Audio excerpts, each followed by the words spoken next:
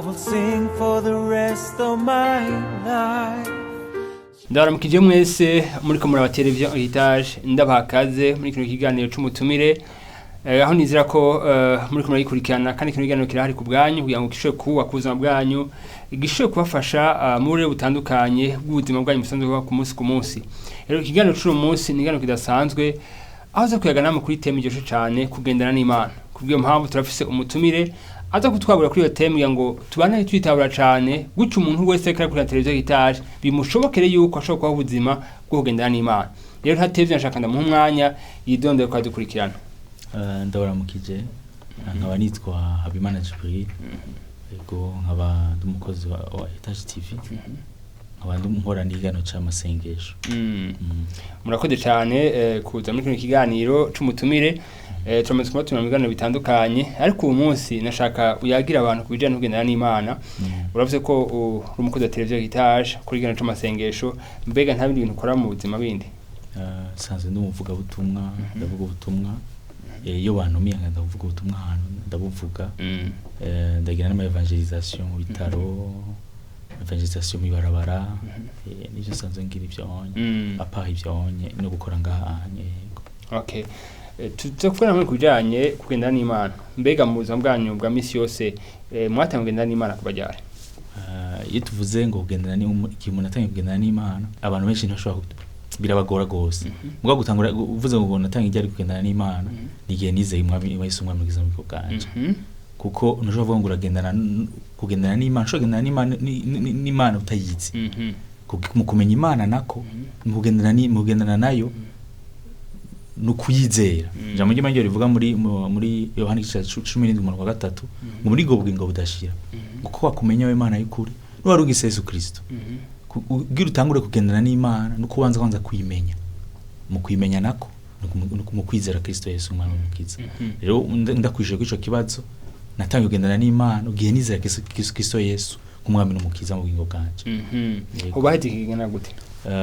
nakijije mu 2008 yego haize nk'imyaka 13 gutyo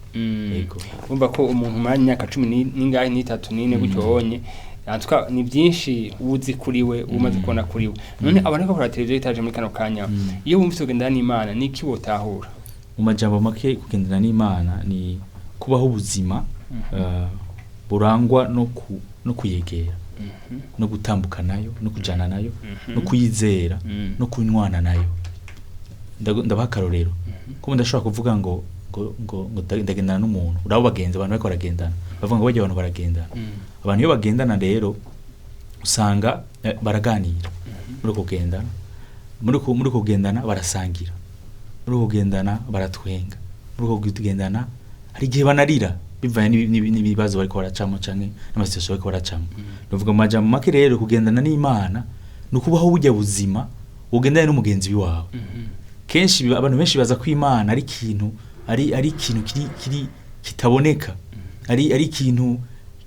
giteye ubwoba mugo kugendana n'Imana nijya ntambuko yo ku munsi n'ubujya buzima bwo ku munsi ni kujya kuntu ubaho jana n'Imana bukebuke ku munsi mu majambo make nuvuga yuko rero ni kubaho ubwo buzima bwo kuyegera kubaho ubwo buzima bwo kuyizana kubaho ubwo buzima bwo kuyumvira mu majambo make yego uvuze ngo kugendana n'Imana iyo umuntu yagendana n'umugenzi wiwe umugenzi wiwe nk'udufate kugendana n'umuntu yitwa nka Gilbert cyangwa umuntu yitwa Pacifique cyangwa umuntu yitwa Anatole ubumubona muri kumuragendana none nk'ubunya ashobora kwati none ko umukozi w'Imana ngo kugendana n'Imana iyo turavye mu buzima bwa busanzwe umuntu mugendana muri kumwe niyo Mana yoyo iri he iyo Mana mu yandi majambo makeya iri hose iri muri présent mu yandi majambo urashaka kutari kuribona gutya mugo muri kumwe Yesu agira ave mu isarabwiya abigisha arabwira ngo uzobasiga muri imfuvi zobanukira umwisi arongera aravuga ngo nzokoma ndi kumwe namwe gushika kumera yisi ugiye gusoma mu ijambo ry'Imana tubwira ko izina rya Yesu bavuga ngo uwo mwana azovuga azokitwa ngo Emmanuel muri Matayo 2:23 ngo uwo mwana azovuga ngo zitwitwa Emmanuel ku Imana nguri kumwe namwe mu yandi majambo nivyo kwijambo ry'Imana tubwira ko tubeshaho n'ibyo tubonesha amaso ariko tubeshaho no kwizera twebwe ntitugenda n'Imana kubera tuyibona tuyigendana nayo kubera tuyizeye kuri kumwe natwe. Bibiliya iratubwira yuko Imana ari mpwemu, muri ubwo kuba impwemu kwayo turashobora kutayibona umuntu yisiga ko atari hiri. Rero nisho mu kibazo cawe novuga yuko nubwo Imana atako turayibona turi ico busore ituma tuyibona canke ikintu conyene kitwereka ko turi kumwe nayo nuko tujana nayo tuyizeye. Muri uko nyene muri ko kumenga nduri kurayibona urayereka nyene ko muri kumwe nayo ukavyizera. Muri urwo rugendo nyene utari kumenga ntari kurayibona hari gerigika kwiyereka. Hagikiko kwiyereka mugabo bitangura mu kuyizera, mu kwizera ko muri kumwe, mu kwizera ko muragendana nayo, mu kuyizera, mu kuhigira confiance. Iyo confiance iri kuragira nayo irateba igakura, imaze gukura bigaca biva rero mu bintu bidafadika bikaja mu bifadika. Ko Bibiliya ivuga ngo kwizera ngo nukumenya neza udakekeranya. Rero uri kuragendana n'Imana sima kwibone, nukumenya yuko Imana ari mpwemu, ukwizera kwawe konyene ariko kushobora gutuma uyibona. Nk'ubu unyifunguye urizera ko bija muri estoma naho tare kurayibona muga irahari estoma. Ijambo ryanyukije muri ngo abegera Imana bakwiye kwizera kwiriho igahimpera bayirondera, bakwiye kwizera kiriho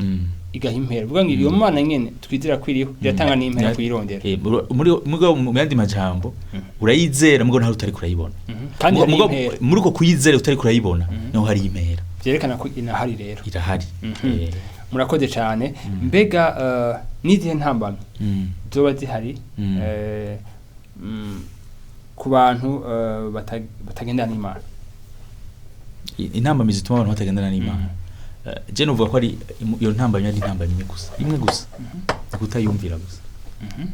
Kenshi abantu baravuga ngo turashaka kugendana n'Imana mugabo ugasanga iyo Mana ntibazi iyo Mana imeze gute. Kugira ugendane n'umuntu nuko uwo muntu ubuzi ibyo akunda ibyo yanga. Ko Bibiliya iravuga ngo abagenzi babi bica ingeso nziza. Ushaka kugendana n'Imana nayo ni Imana yera, utuza kumenya ingene imeze. Utazi ingene imeze ntushobora kugendana nayo. Tugiye gusoma mu ijambo ry'Imana muri Samuel wa mbere igice ca 15 duhereye ku murongo w'10 baratubwira inkuru y'umwami yitwa Sauli. Imana iramuhamagaye iramwimika imugira umwami. Muri uko kumwimika imugira umwami musanze yarifuza ko bajana nayo, yarifuza ko mu kuganza iganzanya nawe. Mugabo mu kugira ngo ukuganza n'Imana bimara igihe kininiya cyangwa birambe nuko yatigeza kuyumvira. Rero Imana iramubwira Sauli, iramubwira ngo genda ufate utere ubwami ugenda ubwami aza gutera, agenda butere yica abantu bose ntagire ikintu kimasigaza. Ugiye gusoma ariko umurongo w'10 ngo maze ijambo ry'Uhoraho riza kuri Samuel riti ndicujije icatumye nimika Sauli kuko yamvuye ko akanka gukora ivyo namubariye. Mu yandi majambo ntiyumva ivyo namubwiye. Ugiye gusoma ku murongo wa 20 bavuga ngo maze Sauli yishura Samuel ati erega Uhoraho namwumviye kandi urwo rubanza Uhoraho yantumye narumaze nazanye Agagi umwami w'Abameleki kandi Abameleki ubwabo nabagesheje gose. Uno mugabo bari kugendana n'Imana imyaka n'imyaka mugabo kubera kutumvira Imana ivuga ko yicujije kubona yaramwimitse. Kenshi rero igituma abantu benshi batagendana n'Imana nuko batayumvira. None uzokumvira gute umuntu utazi?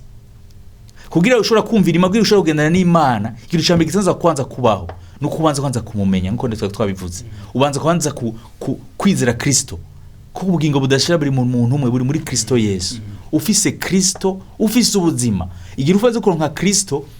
Kristo aragushoboza kugira izo ntambuko zose. Aragushoboza kugendana n'Imana. Rero ikibazo cyabaye ngahanye kuri Sauli ni ikibazo kimwe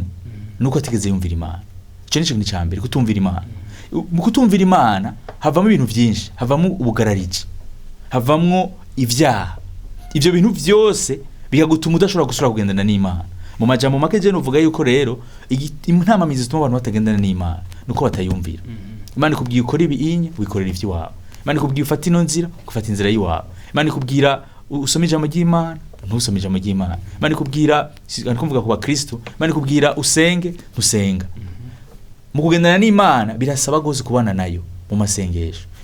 Birasaba gose gufata umwanya wo gusoma ijambo ry'Imana, kurimbura ku ijambo ry'Imana. Ivyo utabikora uzogusanga satani karagutega kuko nturi kuramenya ingene ugendana n'Imana. Imana irabikwereka gihe muri hafi na hafi. Rero intambamiza zituma abantu batagendana n'Imana nuko bwa mbere na mbere ntibayumvira, ntibumva ivyo bategetse, ntibumva ivyishaka ko bakora. Mu majambo make n'ivyo. Uri kurasoma ino jambo hari ibintu uhejeje kuvuga ngo Sawuli yavuye ku Mana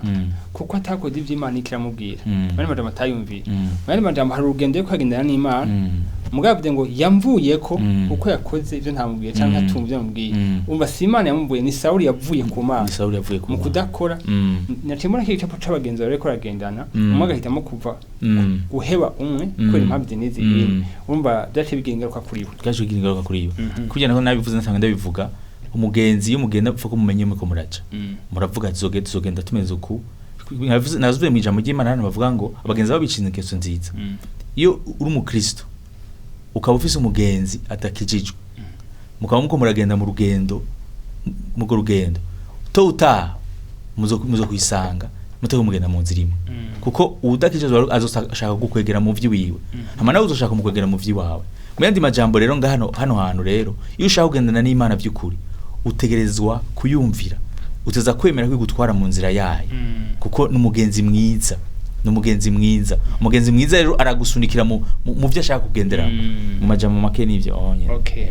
murakoze cyane. Ndizaza ko reka dukurikira muri kano kanya rero kurabitahura yuko iyo umuntu atumviye Imana yisanga atakagendana n'Imana mu vy'Imana ikiramu yagendamo ku munsi ku muntu wese hari gicapo Imana imonamo. Mwaco gicapo kirasaba cyane yuko umuntu agenda rumvira icyo Imana agendera avugana nawe. Mbega hoho nizihe nyungu ziri mu kugendana n'Imana? Inyungu zo mu kugendana n'Imana ni nyinshi, ngo ndaza kuvuga nka zitanu cyangwa zine. Ingu ya mbere nuko ikintu cya mbere umuntu agira amahoro y'umutima, security mu mutima wiwe, agira umutekano. Kadusome muri Zaburi igice cya 23, Zaburi 23 dushaka duhere mu murongo wa mbere, havuga ngo Uhoraho niwe mwungere wanje sinzokena, ambyagiza mu cyanya cy'ubwasi butotahaye, andongora iruhande y'amazi adasuma, aremesha umutima wanje, anyobora mu nzira zo kugororoka kubw'izina ryiwe. Umurongo wa 4, mbere naho noca mu mwonga w'igitutu c'urupfu sinzogira ikibi ntinya, kuko uri kumwe nanje, inyobozo yawe n'ubuhiri bwawe nivyo bimpumuriza. Uno mwanditsi Dawidi yaravuga ngo mbere naho noca mu mwonga w'igitutu c'urupfu sinzogira ikibi ntinya. Igituma hagera ahantu akavuga aya majambo ni kubera ko yarazori ko baragendana nawe. Uwo muntu bagendana nawe yamuha amahoro, yatuma yumva umutekano. Yarabizi ko naho bigenda gute je naco nza kuba, naho bigenda gute ari kumwe nanje, naho bigenda gute ntaza kundeka. Mu majambo make inyungu zo kugendana n'Imana nuko ubwa mbere na mbere ugira amahoro, ugira umutekano. Abandi bashobora kuba ariko bariruka, abandi bose bashobora kuba bafise ibibazo, mugo wowe wamufisa amahoro, wamufisa umutekano. Nkuko ijambo ry'Imana ritubwiye ngo mbere naho noca mu gitutu c'urupfu, aravuze arazi naho noca mu gitutu kimeze gute ndabizi ko tajonda kuba, kuko ndazi uturi kumwe. Rero inyungu yo kugendana n'Imana nuko muri wewe ugira ikintu cyitwa umutekano, aho uri kuraca hose, ivyo uri kuraca mu vyose urabizi jewe hari umugenzi mu mutima wiwawe. Ico ni ikintu kiba mu mutima. Igira kabiri hariho umutekano mu bigoye. Bwa mbere nabe navuze mu mutima indani urabizi neza yuko ubiza kuba vyose biza gutuma gusa je ngoma nibereraho neza. Igira kabiri n'umutekano mu bigoye. Ugiye gusoma muri Daniel igice cya 3 baratubwira inkuru y'abantu Shadrach, Meshach na Abednego. Baratubwira ukuntu umwami yarashizeho iki statue, hama babwira ngo bagisenge. Ijambo ry'Imana tubwire yuko ngo barabwira umwami, baramubwira ngo umwami arabwira jebe nta ushobora kubankiza mu maboko yanje, shasi ndashobora kuwica ubunyene mugapfa. Baramubwira turabizi ko ushobora kubikora, ngo ico twawe tuzi ko Imana ishobora kudukiza, mugo naho itodukiza nahitodukiza nizo gufukama ico kintu abano bantu barafise umutekano mu magorwa barabazi amagorwa turabizi bagashire mu muriro bagiye mu muriro banezerewe bavuze turasha kandi naho twosha tugahera twancu bitubwiye ko turafise amahoro ugiye gusoma nundi muntu nyene ngaha nyene Daniel nawe nyene baja bavuga ngo baza kumuta mu mugobo gw'intambwe jambo ry'Imana tubwiye yuko bagitangura kumwagiza bamwagiriza biriya cyitwe ngo yacegenda ngo aja gusenga ngo atsenga gatatu ku munsi nkuko yarabikora yarafise umutekano yavuze nivyo amagorwa ari karaza muko je ntacu bimbwiye umaje mu make ico ni kigira kabiri igira gatatu ni kubona iyo iri kuraja kenshi abantu bagendana n'Imana ntibatatona abantu bagendana n'Imana ntibajijisha ntibapfa kutwagwa n'amakuhaje yose abantu bagendana n'Imana babazi ivyo barimwo kadusome gato muri Petero aho turasoma muri Petero wa kabiri igice cya mbere umurongo wa 12 aravuga ngo nico gituma imisi yose nzohengeshanya kubibutsa ivyo naho mubizi mukaba mushikamye ndiyumvira yuko nkwiye kubakangura ndabibutsa nkiri muri uyu mubiri kuko nzi yuko igihe cyo kwambugwa umubiri wanje kiza kuza gitebutse nkuko umwami wacu Yesu Kristo yamenyesheje uno mugabo Petero arababwira ariko arahimiriza abo bantu ariko arandika arababwira yuko we warazi igihe agiye kugirako yarakimenyeshejwe kandi kwambuga umubiri cyo kirageze arabizi neza si ibintu byo gutatonesha arazi je nzo umwaka byari bimeze gutya mugabo umwaka uza sindashobora kubona ari ngaha umwaka uza ndashobora kuba natasha mu wagendana yayi imaze kumubwira Imana yayimaze kumubwira yarabizi ubu tugiye kuvuga twavugana na Eliya bibiri tubwire ko yarabizi igihe azogirako nikibiruti ivyo nuwo bitwa ngo uwo ikarigisha nawe nyene yarabizi na Yesu Kristo none yarabizi na Yesu Kristo yarazi ko zogenda mu nyungu rero kugendana n'Imana nuko Imana irakwereka ivyo iri kuragenderamo ntutatona nuvuga ngo ejo nzobandi ngaha hanye Imana bayamaze kukwibira akabanga urufu rusigiturumbuka ibigushika ko sigiturumbuka tugiye gusoma mu ijambo ry'Imana urabona Paulo bari bamubwiye ngo urumva bakamwereka ngo bakamuboha ku maguru bakamubwira ko yuko ngo ko ariko azoboho Yerusalemu agiye ababwira ivyo nibisanzwe yarabizi yarazi ko azokubitwa ubutumwa bwiza bisigura yuko rero uri kugendana n'Imana nta kintu kivuga ko giturumbuka urabimenya umutima urumva ko ari kirigira kibe ikindi kintu ciza kandi kiryoshe gose no kugendana n'Imana inyungu ya mbere iryoshe kuri tindi zose nuko uganira n'Imana nabivuze ubwa mbere ndabwira abantu yuko nivyo Imana ntiboneka bizo bavuga kutaboneka mugabo muri uko kugendana n'Imana muri uko kumenyana nayo muri uko kuyimenyereza muri uko kubana nayo haragiye gikavuga tugiye gusoma muri Kuvayo igice 33 ura ku murongo wa 11 haravuga ngo uhoraho akiganira na Mose imbona nkubone nkuko umuntu aganira na mugenzi we Mose maze Mose agasubira aho acumbitse birivuga yuko Mose yavugana n'Imana imbona nkubone nkuko mugenzi wiwe nkuko umuntu avugana na mugenzi wiwe iyi ni ingaruko y'umuntu agendana n'Imana iyo ugendana n'Imana Imana irazi kavugana na wewe iyo ugendana n'Imana Imana irazi kwishurira si uyu wenyene ugiye gusoma abantu bose Imana abantu bose bagendana n'Imana mu ijambo ry'Imana ni baravugana nayo nk'ubu tufate muri Bibiliya nyete ko Mose yavugana n'Imana uravuze ko hari n'abandi bantu muri Bibiliya bavugana n'Imana Mubarano kadukurikirana mikano kavuga ati okay turumvise ko Mose yavugana n'Imana abandi bavugana n'Imana mbega uwo mukozi w'Imana y'imbere wewe naho haravugana n'Imana gose cyane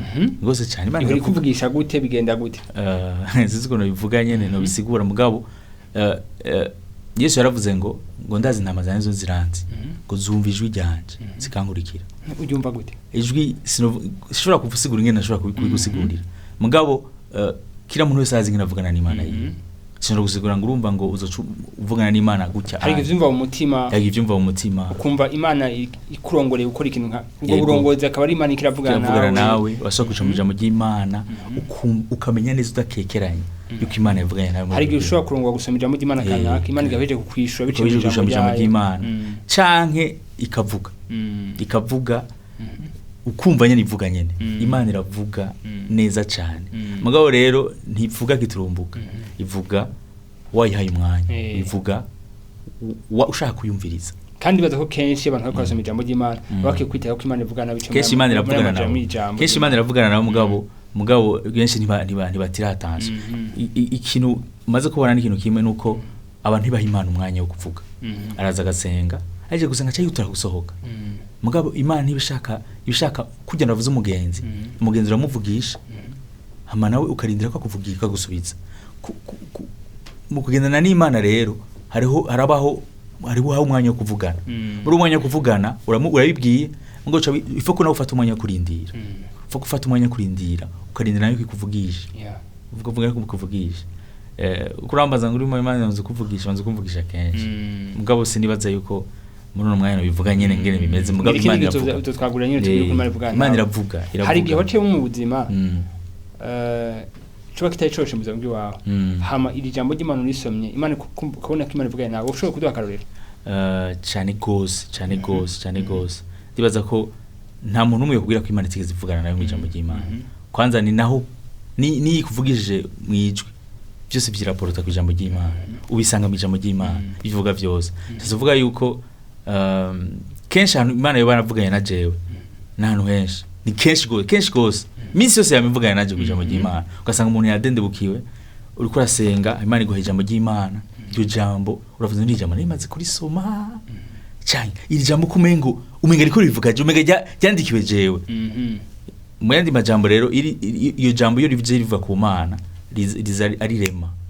riza umenga muri Bibiliya yose umenga ndi jambo riri atari ryo ndibuka ari gituye kuri urambye ati ko Imana yavugana bice muri Exode 14 yes Imana yavugana no kavuga yavuze kandi abizi neza ko yavuze iki kintu kimenyesha ko Imana yavuze kenshi nuko hajamwo ukumenya gose uramenya kandi ukamenya ko ari we yavuze yes murakoze cyane mbega hoho ni iki gitandukanye abantu bagendana n'Imana n'abantu batagendana n'Imana ikintu gitandukanye abantu bagendana n'Imana batagendana n'Imana novuga yuko ni ibintu byinshi bitandukanye abantu batagendana n'Imana nuko umuntu yagendana n'Imana ikintu mbere agira ubuntu Mose niwe yabwiye Imana abwira Imana muri kuva igice 33 ku murongo wa 16 arabwira Imana ngo ngabwira ngo none ni iki comenyesha yuko nagiriwe ubuntu imbere yawe twe n'ihanga ryawe ngo mbega si uko wojana natwe bigatuma twe n'ihanga ryawe dutandukanya n'andi mahanga ikintu ca mbere kigaragaza umuntu agendana n'Imana nuko umuntu agira ubuntu ubwo buntu nabwo bumutandukanya n'abandi abantu barakubona bakavuga uyu muntu nameze nk'abandi bantu uyu muntu ntameze nkatwe hari ubwiza bw'Imana bukuboneka hari ubwiza bukuboneka hari igikundiro kikuboneka hariho ubwenge uravuga ibintu abantu bavuga none uyu muntu ibintu ariko aravuga yize ku ishuri riri naho yagendana na Kristo ikindi kintu kigaragaza n'ubushobozi bw'Imana bugaragara mu byo uvuga mu byo ukora abantu baravuga barateza bakavuga iyi ni Imana uyu si umuntu ari usukoko kw'Imana sukoko ku muntu nukoko kw'Imana iyi ni Imana iri kirikorera uva mu buzima rero bw'umuntu agendana n'Imana hagaragaramo ubuntu bw'Imana hagaragaramo ubushobozi bw'Imana hagaragaramo urukundo hagaragaramo ubonye umuntu aravuga wow uyu ni umuntu w'Imana by'ukuri kubera ko muri we uri kubonamo Imana icyo niko nuvuga yuko haba hariho itandukaniro ry'umuntu agendana n'Imana utagendana n'Imana mbere ko tugenda kino kiganiro kuko n'umwanya uri kuri aturega nashaka kubaza kino kibazo ca nyuma nibihe bintu nyamukuru abantu kwisunga yabashoye kubaho ubuzima bugendana n'Imana bintu byo kwisunga abantu icambe nuko bosenga ko ntushobora kugendana uvuze ngo turagendana n'umuntu ikibazo cambere umuntu agendana n'Imana nuko aba n'umuntu ayegereye nuko ari umuntu ayegera mu masengesho shinjo cambere ayegera mu masengesho kuko muri uko kubana nayo mu masengesho niho muganirira misanzwe conversation y'umuntu n'Imana ibera mu masengesho ni sensibilité spirituelle ndio takori kurira ni kurira ni umuntu amenya ko Imana yavuze cyane itavuze ibyo navyo bikurira mu masengesho nukubana nayo nukuyibwira hamara ukitegura kwiza kukubwira cyane cyambere igira kabiri nuko usoma ijambo ry'Imana ukaririmburako yes ijambo ry'Imana bibiri bivuga ngo nitari muri kibirenge byanje once zaburi avuze ngo itara rimurikira ibirenge ntushobora kumenya uri kuraja ntushobora kumenya nuwo muri kumaragendana nayo igihe utari kuramurikirwa Psalm 119 verset 5 sasa ijambo ry'Imana niryo ritumurikira ritazaho kumurikira usoma ijambo ry'Imana uririmbureko hama ihigira gatatu muri uko gufata umwanya wo kwiyumvira ubukuru bw'Imana ufata umwanya wo kwiyumvira icimana iri buzima bw'iwawe uyumviriye ivyo yagukoreye n'ivyikira ko no munsi uyishire hejuru itazira muri uwo mwanya wo mu masengesho mu majambo make novuga ko ari ivyo onye umuntu akwiye gukora kwisunga kugira ngo avuge ngo ndagendana n'Imana by'ukuri nuko ikintu ca mbere no kubana n'Imana yego murakoze cyane turabashimiye cyane umwanya mwashoboye kuduhagira ngo mushoboye kuyagira abantu ukuntu ushobora kuba ubuzima bwo ushobora kugendana n'Imana ku munsi ku munsi rero murakoze cyane mbega ikindi gihe twatumiyeho mu twitaga tubandanye twagura munadushingira za ntahe cyane gose nzogaruka murakoze cyane ndashimiye cyane wowe sekara televiziyo Hitaje muri kino kiganiro c'umutumire mwumvise umukozi w'Imana Djibril atubwira kubijanye no kugendana n'Imana mwumvise ko intambwe ya mbere umuntu atera niyo kwa Yesu Kristo nk'umwami n'umukiza ubuzima bwiwe maze mpemu yera kaza kwa mu buzima bwiwe hagerera muri we mpemu ukuri azomurongora mu kuri kose mwumvise ko ugusenga gutuma tuyaga n'Imana tukamenya iti Imana ikiravuga ku buzima bwacu n'ijambo ry'Imana rikamurika ibirenge byacu ku ijambo ry'Imana ubwenge bw'Imana ijambo ry'Imana ubugome bw'Imana igihe cyose umuntu ari ijambo ry'Imana ariko asoma ijambo ry'Imana karimura ku ijambo ry'Imana aramenya iby'Imana ishaka kuri we ku munsi ku munsi rero murakoze cyane mwana muvyumvira ko gutyo onye bizofasha kugendana n'Imana ku munsi ku munsi maze umere nka Petero yavuze ngo yuko agiye kwambuka umubiri we nkuko yabimenyeshejwe namwe mubimenyeshwe mumenye ati igihe kigeze ngaha anye gutyo onye murangize neza murakoze cyane muri bihe byiza hamwe na televiziyo Hitaje naho butaha mu kindi kiganiro